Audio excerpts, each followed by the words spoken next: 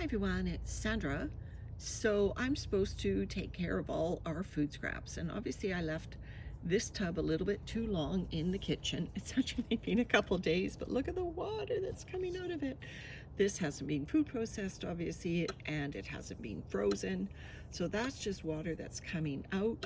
Tea leaves on top, that's some squash. That's probably where a lot of the water came from. Some bok choy. So what do you do when food scraps are that wet already?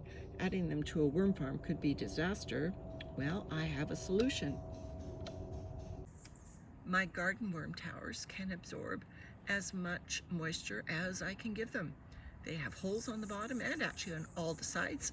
So let's open the lid and take a look. There goes that shredded mixture of paper into the bin. So let me add the food now. I might be regretting what I just did because those are unfrozen squash seeds going in. Oh dear. So just look at this. Pour the liquid right in. I guess I'll go against the edge here so I don't pour a lot of food in. But yeah, the liquid drains out the bottom, presumably will attract any worms into the area to say dinner time. So let me go do some other towers now. So here I am with garden tower number 2. Nice celery growing next door. So let me just open the lid and see how this tower is doing. So here I am with the lid off. You can see that we've recently fed coffee. So I think what I'll do is I'll dig up a little bit and then I'll turn the camera back on. Just a moment. The worms are definitely getting their coffee fix. And that's what a healthy worm looks like, living in an outdoor worm tower. We get freezing temperatures a few nights a year, definitely, and we had a huge snowfall. Check my community page. So they are living in an unheated tower, and for all intents and purposes, they seem to be multiplying in here as well. So first order of business is I gave them a scoopful of that really wet cardboard office paper combination that's been sitting outside for about a month in rainwater. These leaves are huge pieces of carbon, and although there are bin critters obviously in this tower, the office paper and cardboard will be more readily available carbon for the worms. It's in smaller pieces and it's just faster for them.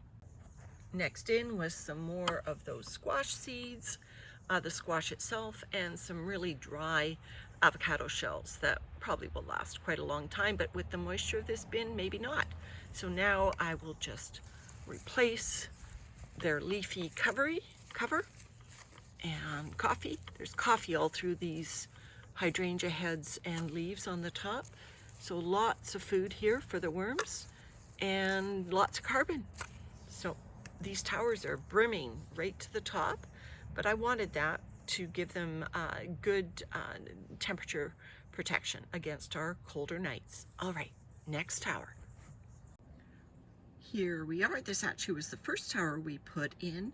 Look what I'm seeing on the surface of our garden. Little cocoons. How nice. Let me open this tower and see what we've got. Landon has done a great job keeping these towers nice and full so the worms have a nice cozy home all winter. So I'm going to dig down and find a place that I can add some of that shredded paper as well as the food on top. Before I dig down, a cocoon right on the top of this worm tower. Lots of worms in this tower as I'm digging down, so I've got to find a little bit deeper to put the paper. Because this is the last tower I can reach, I think I'm just going to dump the paper, moisture and all. So again, you've got soggy stuff to get rid of with your worms. Garden towers may be the way to go. They've got holes in the bottom, no problem adding really soaking wet contents. There's all the damp paper. Now for the food. There you go, soggy arugula, the avocado shells, and the soggy butternut squash with butternut squash seeds. All of it put into the garden tower. The worms have the entire garden to go in. They can go play in my collards or my leeks or the kale, if they get tired of the tower, and we do find them throughout the garden. So I think these towers are full to the top now and ready for spring. Bye everyone.